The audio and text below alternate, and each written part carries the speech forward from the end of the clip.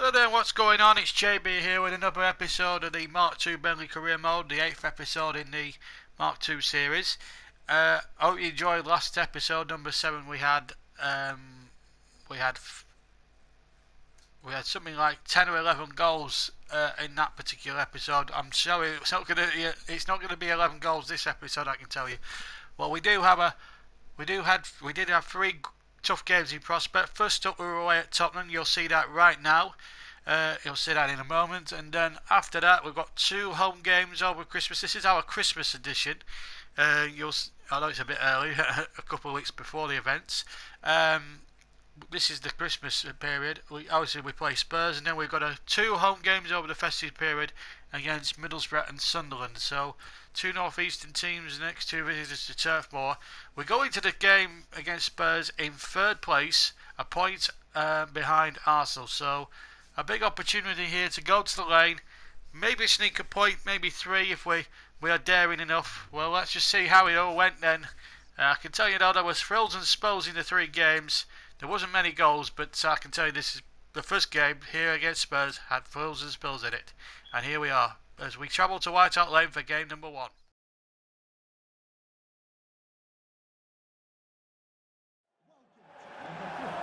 And here we are at White Hart Lane as Burnley go here.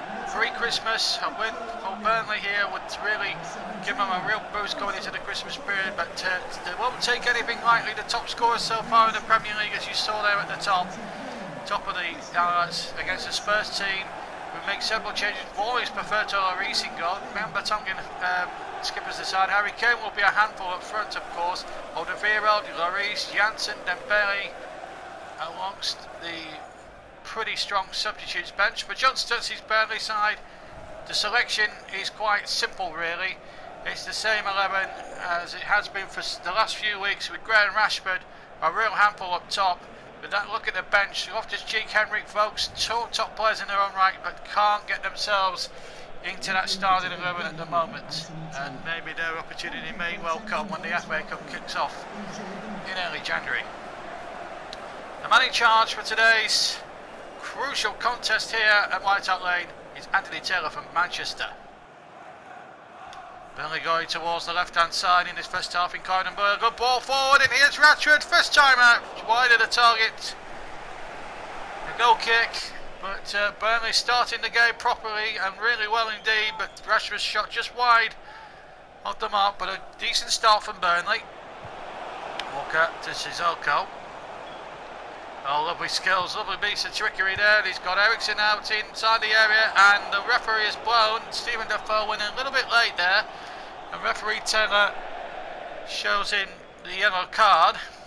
Harry Kane having his free penalty. Worth to say about this. This is what happened. It was a foul on Sissoko, purely off the ball, I should say. I didn't see the initial incident, but it is a free kick in a promising position for Tottenham. Ericsson behind it. Defoe getting back on the line, and in the end it hit the side netting, and that could have been problems there for Burnley there, as Ericsson is not a bad police specialist as you saw there, but at least with it hitting the side netting, it wasn't troubling Tom Heaton or Stephen Defoe on the line there, which can only be a good thing as far as Burnley are concerned. Of course, they're in the claret and blue. Here's Snodgrass, of course. Nice little ball in there towards Gray. Rashford making a decent run, and here's Rashford. Half an hour gone, and again just wide of target. This time a lot closer than his initial effort early on in the first half. This time with his right foot, and he struck it ever so well. But I think again you would fancy that form had the foes covered. And here's Rashford running right through. This is his 3rd goal at it, and what a save! What a magnificent save by Michel Vorm. That's the first real save he's had to make, and he's come right at the end of the first half, clean through here, and in a game where chances are few and far between, the half will end goalless.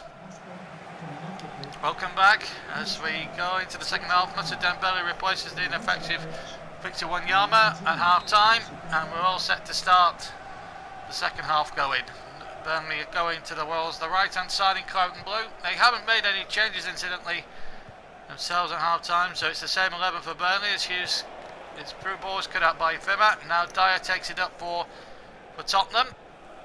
Now Sissoko up towards Harry Kane. We didn't see very much in an attacking force in that first half.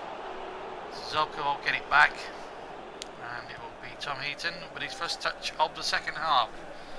Burnley coming into this on the back of a terrific away performance against West Ham, where they trailed and could have gone 2 down if the penalty had been taken by Zaza. And here's a chance for Gray. He's got Rashford waiting on the left hand side, and what a chance in the middle, I should have said, to Gray's left. But Marcus Rashford, what a glorious opportunity. May have been put up by the jumper for Tongan, but even so, Rashford should be burying those. Dembele from Kane's ball. Dembele's in the clear. Big chance here. Good save, Heaton. He still might go for Ericsson, and somehow Burnley scramble it out. Well, Tom Heaton, first of all, needs to be applauded for the save, and he got back to deny Tottenham right on the goal line, but they haven't finished yet. This is Harry Kane, and just wide of the target this time. First real sighted that Harry Kane's had in the entire game. But Burnley just riding their luck a little bit in defence. First sighted that Harry Kane has had, the England man. And Sissoko has got the ball. Kane waits. Oh, what a chance for Harry Kane. He usually gobbles them up for breakfast, dinner and tea. Lovely crossing there from Sissoko, but Harry Kane, oh, a guy that's so highly gifted and highly rated as a striker, he should be having those for breakfast, dinner and tea. Maybe even 11s. Burnley still in with a shout, and here's Gray, onside. He's got 11 goals to his name. Will he make it 12? No, good save by Vorm. That's a good bit of goalkeeping there by Michel Vorm. Came out and palmed it over the top of the crossbar. Well, there was eyebrows raised when he came in for Lloris, but he's done really well today. Here's Rashford. One goal now from either side will do it, and Gray might be the man to unpick the defence. Yes!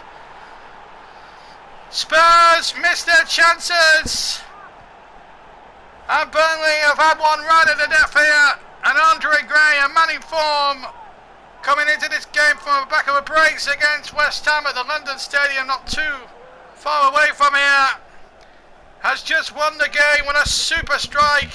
That's his 12th goal of the season for absolutely sure. The Clarets are on course for second. Right at the end of the second half. What a performance from Burnley. They've dug on in there, they've dug their heels in, they've made it so difficult for Spurs. And in the end, Spurs have been caught out, and Burnley will snatch the victory and will climb up to the dizzy heights of second, at least in the table, behind Chelsea. What a performance from John Stotty's men. Happy Christmas for Burnley. What a position to be in at this stage of the season. Spurs had chances, but they soaked up all the Spurs pressure, Burnley, and then struck the killer blow in stoppage time at the end of the game. Andre Gray with his 12th goal of the season, and Burnley have produced a shock. Full time at White Hart Lane, Tottenham 0, Burnley 1. Well, we are up to second. Well, our 4 points behind Chelsea. Well, we didn't expect that at the start of the season. Well, we've played 17 games. We've won 10 of them, drawn 2, but lost 5. But we've banged in 28 goals. As I say, it's the highest in the division so far. And we've had a marvellous start. We're 8 points now from making sure that we are in the Premier League next season. That's still the goal. Until we get to 40 points. Let's not get carried away of us being second place at the moment. It's nice, but we've got 2 tough. It's nice to be second at Christmas, halfway through the season, but now it's to these 2 crucial home games. Win those, and who knows? But we're not expecting an easy ride against fellow promoted side Middlesbrough. Are doing just as well as us at the moment. They're doing okay, holding their own under Aitor Karanka. And then after that, we've got David Moyes' Sunderland, who very normally struggle. But it's first to turf ball for the first of these 2 games. It's Middlesbrough. Big game this, really. Could we carry on our form against Spurs, or could Middlesbrough dig in there and maybe just snatch a point from the game? Let's go to Turf Moor and find out what happened in the Boxing Day fixture.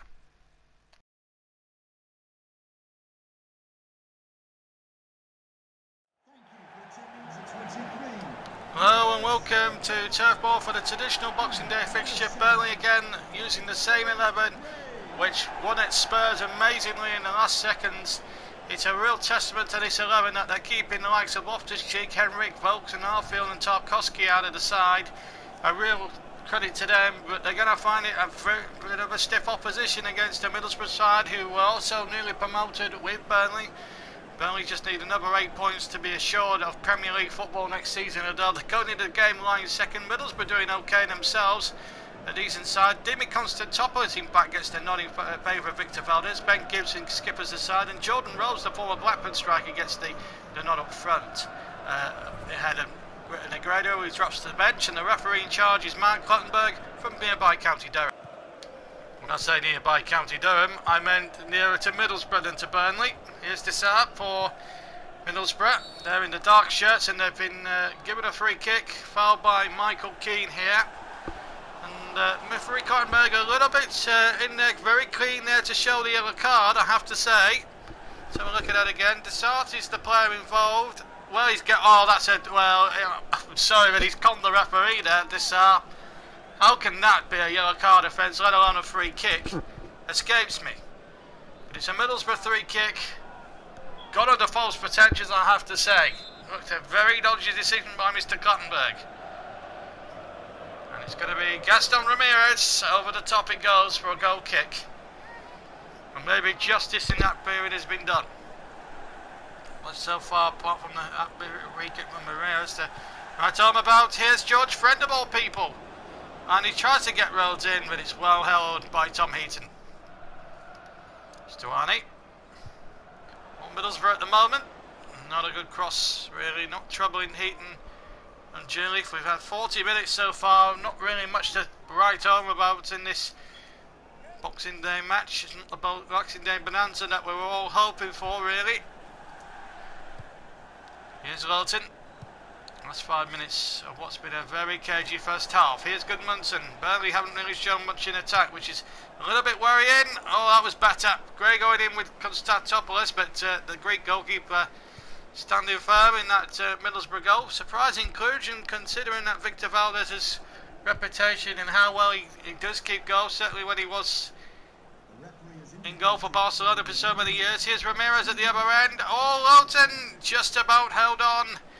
Right at the end of the first half. That would have been catastrophic if Lowton had lost the ball right on the edge of the 6-yard line, but it brings to the end of a very, very poor and lacklustre first half that's really lacked any real fizz or a shot on target. Gray hasn't gone into the game at all, and at half time here in what's been a feeble match here at Turf Moor on Boxing Day, Burnley 0, Middlesbrough 0. Well, we're 5 minutes into the second half. John Stutzy really needs a good reaction from his team in the second half, because quite frankly, in fact both teams, even Karanka on the opposite bench, really, they haven't really put together any entertaining moves. Here's Downing now, danger here. This is Gaston Ramirez, and that's a good save from Tom Heaton. The first work that either goalkeeper has had to do, any meaningful save. Downing leading the charge. There's Ramirez. He'll be disappointed he didn't test Heaton enough. It was too close to the Burnley goalkeeper, who made a smart save, to be fair. Now then, Snodgrass, real opportunity here for Burnley. What about the shot? But then it was being pulled, and then the cross was a poor one. It's too close again to Constantopoulos. Oh, that's poor from Hughes. It's not the same fluency we're used to seeing Burnley in recent weeks. And here's Ramirez. And Burnley here could be in trouble. It's Negredo, the sub off the post. Still Negredo going in, and Burnley, who have been really poor. Well, it wouldn't have surprised me if they lost it on there on him, but Tom Heaton has had his upright hit, and still Daru now for Middlesbrough. They're looking to win it. Nagabi, and that's a decent cross, but Heaton sees it over. But let's have a look at the replay of the Negredo goal, the Negredo chance, I should say, that hits the post. Beautifully hit. Heaton's beaten and hits the bottom of the post, and somehow or other Burnley smuggled it to safety, and it looks as if they're going to escape with a point. I think they'll be happy with that, considering that Middlesbrough I've just about shaded it on chances created. There's not really been much from either side, and it brings to the end of the most feeble match we've had in the Mark II Burnley career modes this season. And we thought the Leicester match earlier on in the season was devoid of any real quality. Well, this one's probably just beating it to it, although the Grado towards the end did hit the post and could have won it for Middlesbrough, but it's on us even here in this not so Boxing Day bonanza. It's finished Burnley 0, Middlesbrough 0. Well, it wasn't the Boxing Day bonanza we were all hoping for at Turf Moor. It was the worst game of the season so far. Burnley didn't even have one shot at target. I was struggling to edit the game, struggling to find, when I was editing that video down, I was struggling to find one decent chance Burnley created. It was so frustrating, but Middlesbrough did park the bus for spells.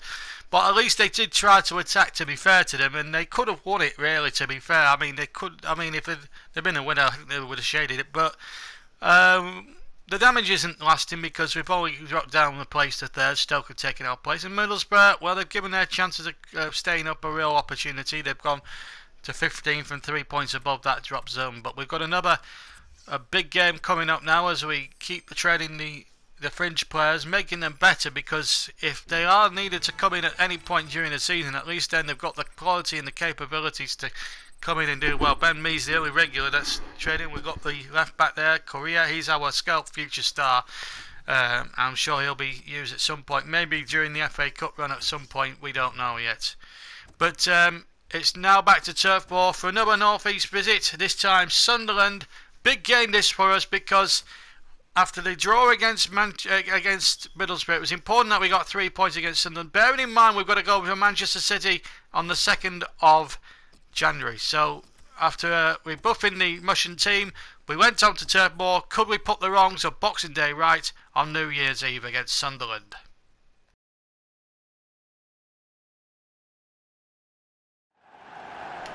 Well, here we are at Turf Moor. Burnley looking to get back on track after a lacklustre display against Middlesbrough, where they could have arguably lost. So the same 11 have been told by John Stutzy, in certain terms, to put that wrong on Boxing Day right when they could have lost. But it means it's the same 11 that Sunderland will face again. 4-4-2 the formation. And Sunderland, who are fighting to stay up, getting the points they need that are necessary to get out of the Premier League. They line up as follows. David Moyes' men. John Stutzy knows he needs a reaction from his Burnley team, and the Sunderland team that David Moyes has picked is a good one. Mika gets the nod in goal. Cattermole leads the side. Barini and Larson and Defoe will be threats. They've got the likes of Rodwell and Inchibi and Yanazar on the bench, and the referee in charge of proceedings is Paul Tierney.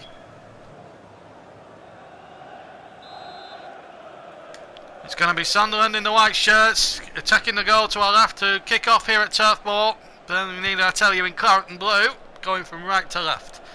And hopefully we won't see a goalless fair, like we saw in the Boxing Day match against Middlesbrough, where it was far from a Boxing Day bonanza. It was more Boxing Day boredom. Here's Michael Keane for Burnley, who are looking to get in amongst the goals again. And here's Gray. This is a better start from them. Andre Gray, oh, he had Rashford as well in the middle. Gray, selfish as he is, he's on 12 goals for the season, looking for lucky number 13. I'm afraid he wasn't getting it with a shot like that. The angle, of course, didn't help his cause, it was too tight. Cattermole. Larson. Oh, that's a nice ball. Barini, back to Larson again. Here's Barini. Good save. Barini again. And he deflected and kicked up the line by Robertson. So Sunderland going close. Burnley going close. That's still still no goals. Here's Van Harnolt for Sunderland. Finding Larson. Kazari. Larson again. Cut out by Hughes, but back to Larson once again. Van Harnolt. Larson. Oh, lovely turn away from Hughes. And here's Defoe. Good try and a good save. It might have been sneaking in at Heaton's near post. He had to cover it, Tom Heaton. There was no doubt about it. Defoe has got a super shot on him. And he's a super finisher, Jermaine Defoe. But Tom Heaton is a super goalkeeper and kept it out. 4 minutes to go to half time. Here's Defoe on the break. Kazari on the near side. Well found too. Oh, he's beaten Lawton. And he's beaten me. And a chance here, McNabb, but the flag is up for offside, and Tom Heaton in the end not required to make the save. But it's Sunderland who are having all the better of it as we go into the latter stages. Burnley, apart from the first couple of minutes, haven't really got their game together, certainly in attack. As Gudmundsson tries to get Burnley on one last attack, but they can't do it, and surely now, deep into 3 minutes of added time, referee Paul Tierney will blow for a half-time cup of tea. Here's Kazari, and that's what he's done. He has blown for half-time, and an absolute damp squid of a first half. Burnley again, it's like a replay of Middlesbrough. Kazari and Co came close when the effort came off the line from Barini, but at half-time, it's Burnley 0, Sunderland 0. Burnley, after a feeble first half, have brought on Scott Arfield and Jeff Emerick to replace Hughes and Snodgrass. Here's Rashford. 10 minutes into the second half, firing it over the top. Well, that's a little bit better for Burnley. Both strikers just started to find the range a little bit, but at the moment it's not troubling Mika in that Sunderland goal as yet. He hasn't had a really full save to make in the entire match, and we've been playing now for nearly an hour. Rodwell has come on, incidentally, for Sunderland. Here he is now, first touch into the foe's path. Barini again. He came the closest to scoring when his effort was kicked off the line by Robertson. Here's Jermaine Defoe. Oh, he deflected. Paddy McNair with a chance. Oh, he took too long over it. He should have hit it first time. And when he looks back at it again on the replay later, I think he'll realise why he had a couple of chances to pull the trigger, but then it was too late then by the time he pulled it. Well wide. 22 minutes to go. Oh, Arfield was a little hasty, that challenge. Just a free kick, I think. No, Paul Tierney's decided to take it a little bit further, the punishment. He issues a yellow card to Arfield, which I think is a little bit harsh, really, because he's gone in there. I mean, it's not much contact there, but really does look for it a little bit. It is a foul, but nothing in the way to say it was a yellow card, as Kazri takes the free kick and goes over the top for a goal kick. Here's Arfield. Oh, that's a foul by Januzaj, and the substitute, I would not be surprised in the least that Tierney, the referee, books him for that. That was a ridiculous challenge from Adjan Januzaj. It's a free kick to be taken by Robertson. It's gone short to Arfield this time. Burnley could make this work in their favour. Arfield! It's a corner. That looks more like it from Burnley. Deflected away. Now then, what can Burnley produce? Gudmundsson with the corner. Comes out. It's Michael Keane! Oh, that was the best chance for Burnley. He struck it well, but it was a centre-back shot. Oh, he sliced it there with his right foot, and that's why it's gone about a foot wide. Oh, what a chance. Here's Januzaj. Placed Barini, of course. Januzaj digging out the cross, 10 minutes to play. Oh, and it's still not away yet. Oh, and it can. Jack Wardwell, the sub. He struck this true. And Burnley were in an ace, going 1-0 down. And again, half a foot wide. What an opportunity for Sunderland this time. Last 5 minutes now into stoppage time. Januzaj. Well, it's been a little bit more of a better spectacle this game on New Year's Eve than it was on Boxing Day, but the result is going to end the same as Boxing Day. 0-0, but slightly better in quality. Both teams in the second half went for it, had chances. Burnley had a few shots that went wide. Tom Heaton made a couple of spots safe. Jack Rodwell could have won it near the end. But I think on balance of play and the way the game went, I think a draw is just about right. But it was a better game than it was on Boxing Day when Middlesbrough were the visitors. Full time here at Turf Moor. It's finished Burnley 0, Sunderland 0. Well, there we are. Very disappointing end to the episode. If you think about it, you look at the contrast in this particular episode and the episode preceding that. There was 10 goals in episode 7, just the one in episode 8. That was the winning goal against Spurs at White Hart Lane. The Middlesbrough game in the middle, a real drab 0-0, and of course Sunderland a little bit more better in quality and chances, but still the same scoreline, and it's a bad way to end in the new year. But we're still in third place, going to the new year, still in very good spirits in the top four. We've got Manchester City next in the league, and then we've got FA Cup actions coming up with Bournemouth. We've drawn Bournemouth, I believe, in the FA Cup third round. If we look at the draw, let's have a look at one or two of the outstanding draws. Southampton, Coventry, Chelsea. They've got Palace have got Leyton Orient, and Chelsea. I'm just seeing who. Well, Burnley have got Bournemouth, so it's an all Premier League affair anyway. We'll probably give you the full draw a bit later on, but what I will say is that we got 3 exhilarating games for you to come. First of all, we got Manchester City at Eastlands. That's to come in the first game, and then the FA Cup game at Turf Moor. It's the only game going to be played at Turf in this episode, as we take on Bournemouth, and then it's down to St. In fact, it's the second game. In fact, there's 2 games at the Turf because we got to play Southampton at the Turf in the league as well. So thank you very much for watching. If you enjoyed the video, please leave a like. Do subscribe to the YouTube channel, always helps. My Twitter address is at the end. But for me, JB, John Stuttard, thanks once again for watching, and as ever, we'll see you very soon. Take care. Bye bye.